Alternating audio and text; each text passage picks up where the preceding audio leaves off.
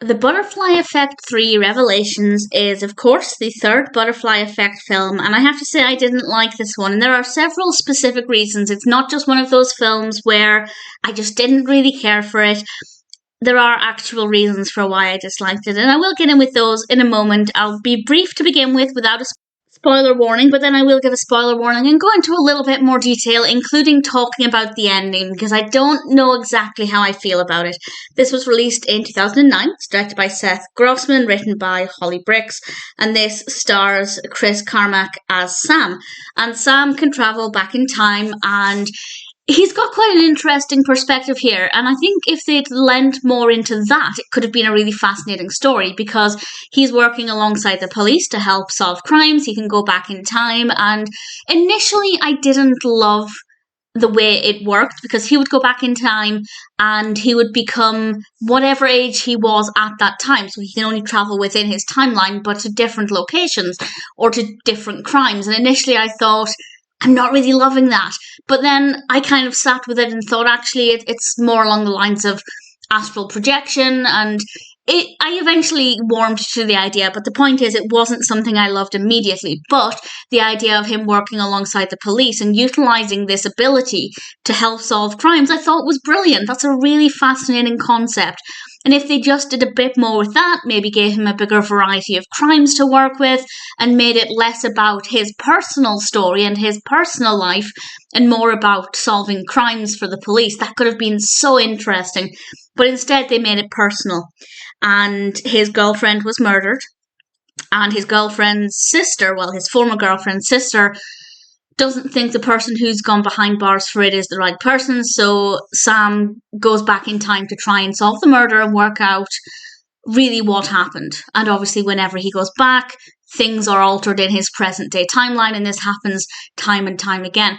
Now, I'm going to contradict myself, because when I discussed Butterfly Effect 2, I said I wish they'd gone back in time a few more times. It felt like they didn't really utilize that much. With this one, it happens far too many times, and there are certain things that just don't get the chance to develop. So in the previous film, it didn't happen enough. In this one, it happens too much, and I think there's a balance to strike there, and they just didn't quite manage that here. I think the pacing here is actually terrible. It's not very good in terms of the pacing, and I actually found this to be really boring. It's not an interesting narrative. I genuinely, for the most part, didn't really care what happened. And I think part of that is because Sam's not a likable protagonist. I wouldn't say I hated him. I don't think I hated him, but I didn't like him. I didn't feel any emotional connection with him. I simply did not care. And that meant it was quite difficult to become emotionally connected with the story and what happened to his girlfriend. Whereas if he was working more closely alongside the police with crimes that were maybe not emotionally connected with him, but we could feel the emotions of the people involved in the crime or the victims' families, it could have been a much different experience, and I think they could have explored a lot more and given us a greater variety and more interesting narratives. So I don't think they took the right approach with this. It was an interesting concept, but pretty terribly executed. There's also a lot of violence in this. Now, I don't have a problem with violence in films, but I feel like there's a lot of violence to substitute the lack of decent narrative.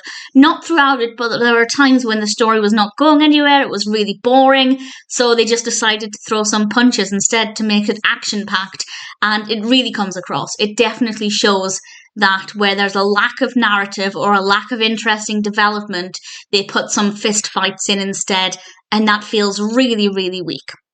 So I didn't enjoy it. I thought the narrative could have worked, but it didn't work very well at all. The time travel aspect was poorly paced. In terms of the editing and going back and forth and cutting between the past and whatever presents we're currently in, was okay. That's not too bad, and we have some decent transitions from one to the other. I have no real complaints there, but when you have a poorly executed narrative and a generally dull, sometimes unlikable protagonist, it's very difficult to get behind this, so I can't say that I recommend it.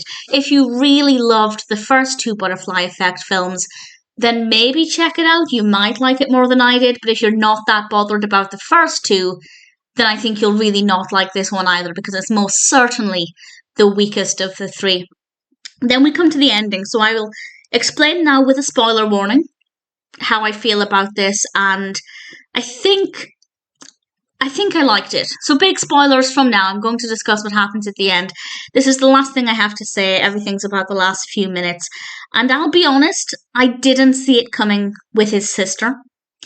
And it might have been obvious to some people, it wasn't to me. And I do think that that was pretty cleverly done. Not enough to completely save the narrative, but enough to leave me feeling a little bit better towards the end of the film. And I thought it was pretty decent. I didn't see it coming and I didn't mind it. It's probably not the ending I would have created if I wrote this film.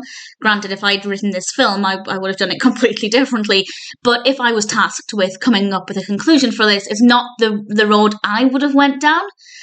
And having seen it, I still feel like there could have been maybe a more logical answer or one that made sense within the context of the film. But I think the element of surprise worked well. And the final scene with the sister was pretty powerful. So there were some good bits towards the end. I have to say the very, very ending though, in the future, or I guess the new present, if you like, with Sam's daughter putting the doll on the barbecue, all I could think about is, why is that barbecue unsupervised and why is there a child standing in front of the fire? I was so annoyed by that. And I know that's such a ridiculous thing to get annoyed about when the entire film is not realistic. So that's obviously not a realistic situation either, but it just annoyed me. Visually, it's powerful. The child smiling down at this burning doll as the flames flicker in front of her. Powerful image, but pointless. Pointless for the narrative. Didn't really care for it. It felt like the filmmakers just wanted a powerful visual to end the film without really thinking about how it would end the narrative. So I didn't love it. If you're into filmmaking, I can understand why you'd want that as a visual effect. But if you're a storyteller, you might agree that it's really just a ridiculous way to end things and unnecessary. So it's not a great film. There are a lot of problems. There is a lot of room for improvement. It might not be the worst thing I've ever seen, but I think if they'd just gone a completely different direction and written the story completely differently, made Sam a little bit more likable, and didn't end it with an unsupervised child in front of a fire, then it might have been a significantly better film. It had potential, but unfortunately, unlike the first two films, The Butterfly Effect 3 was a bit of a big letdown.